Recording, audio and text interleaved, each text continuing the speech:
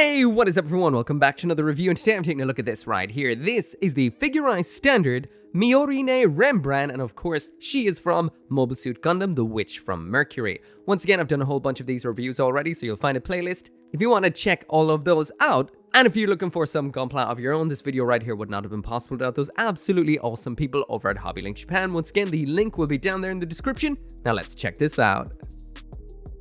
So jumping right on into the aesthetics with this, and this, just like we would have seen with the figurized Suletta, looks absolutely phenomenal. Now I will mention, at the moment I'm moving fairly quickly through the reviews because I do have to pack up a lot of stuff to move out of my office, which means that I can't spend as much time with these kits as I would usually like to. But that does mean that this right here has no additional effort put into it whatsoever, which is ridiculous because this looks pretty much perfect right out of box. This is it just snapped with no effort whatsoever. I didn't even do any cleanup, just one snip off the runners, and this is what it looks like. So that really does speak to this thing's absolute model kit majesty. It looks phenomenal.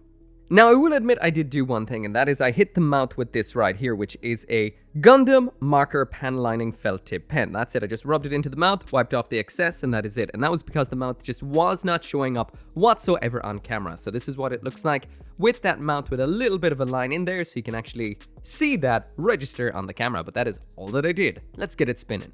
So onto the full 360 spin of Mio Mio right here, and this thing once again looks absolutely phenomenal. Like I mentioned, no extra effort. This is what it looks like out of box, and everything here is color separated, including the face. So the face you just snip off of the runner and then just slap it into the hair while you're building it. There is no additional effort needed like model kit Gundam girls of the past where you'd have to apply stickers. This is what it looks like out of the box, and it looks so good. The sculpt is amazing, the proportions look perfect. And if you're curious as to what it looks like beside the actual art from the anime itself, there it is beside the characters art that I just pulled right off of the Gundam wiki, so they are side by side, so you can make your own judgment on just how good it looks. And I have to say, it looks phenomenal. So even though I did not put any additional effort into it, there is a lot of nice detail that could definitely be lined up, including the detail here on the legs, the detail on the shoes as well, and of course there's a lot of nice folds in the uniform as well that you might want to put a little bit of detail into. But still, if you wanted to look as plain and anime accurate as possible,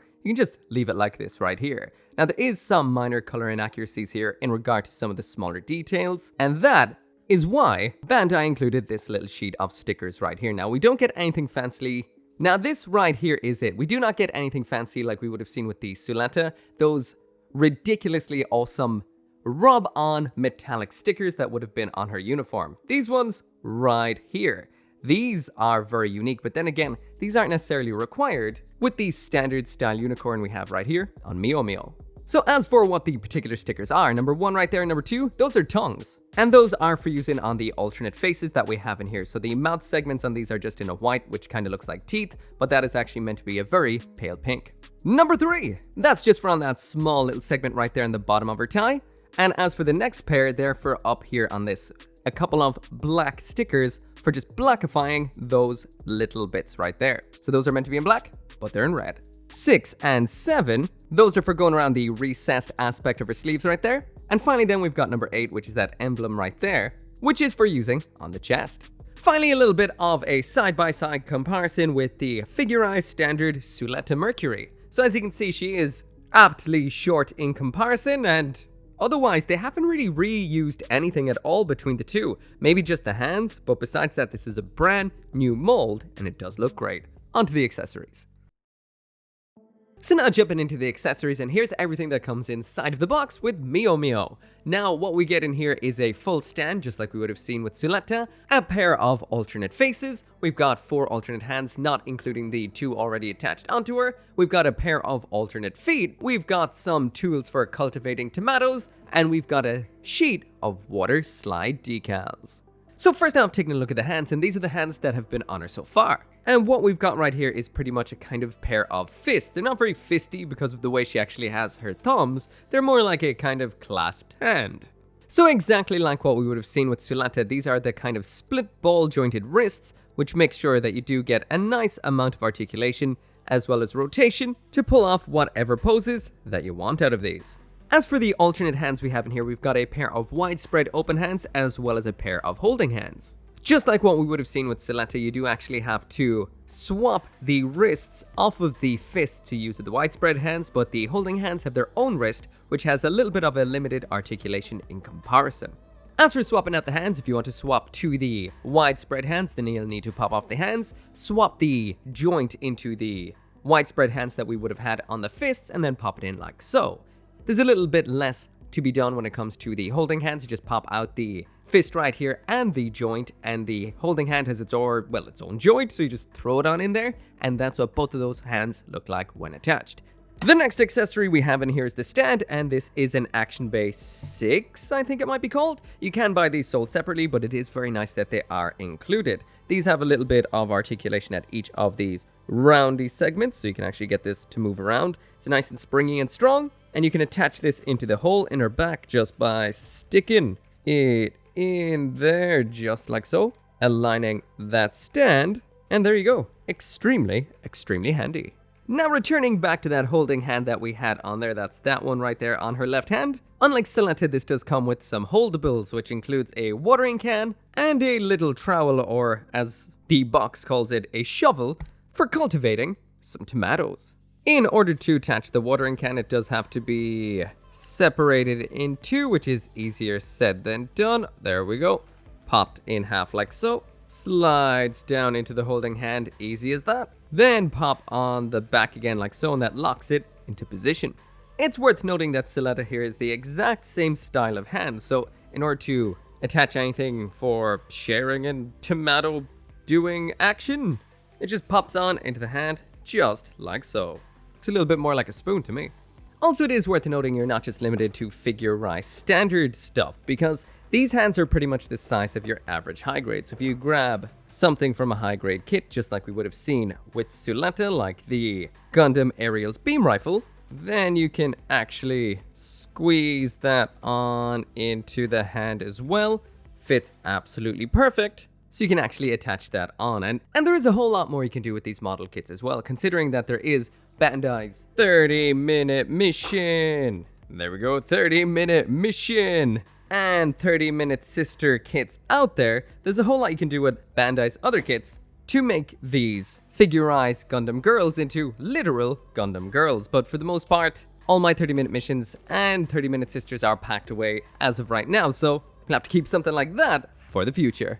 So now moving through these spare parts, and next up we've got a pair of spare feet. So my first thought here is, well, if you can steal off her feet like this and replace it with other feet, does that mean you can actually replace them with, other feet? So once again, grabbing Suletta right here, stealing off her shoes, or should I say boots, like so. What is the chance of sticking? Oh, perfect. Works absolutely perfect. So there you go, absolute boot thief. You can steal Suletta's boots from Mio Mio. Well, let's see if it works the other way around. Which foot is which? There we go. And there is the other one. So yeah, boots compatible. Anyway, let's not get too distracted. The alternate feet are these ones with the shoes off. So they pop on like that and like that. And actually, now that I'm thinking about it, I assume you should be able to swap absolutely everything between the two. Like, the head and the neck just come off like that. The hands come off like so. I assume then you can use maybe hands or the head of various different 30-minute missions to create your own character, well, which for Mercury character. Can you just harvest parts between the two? So head and neck popping on just like so. And yeah, you can. And you can just imagine the hands on yourself, because I'm not going to do that. Moving on.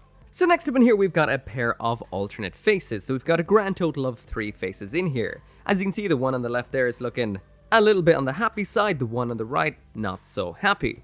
Just like with Suletta, we get a whole host of eyes in here, and I have to say, I didn't realize this character had such striking eyes. These are some of the nicest, if not the nicest looking eye transfers I've ever seen across any sort of Mecha Musume style model kit character. Now sadly, I will not get to use these today because they are water slides and I'm trying to get as much of the backlog built and packed away as possible. So just like we would have seen before, we've got a whole host of B. These are more than likely for using on the happy side of the face, just like we would have seen with Suletta. Then we've got a whole host of parts here, which are, should I say, water slides, which are C, which look like they're for using on the not so happy looking side of the face. But of course, you can put whatever eyes you want in whatever combination on the faces, once again, just like we would have seen with Suletta. But let's model the faces without the eyes. So in order to change out the faces, it is very simple. You just take off the front part of the hair, it just pops off just like so.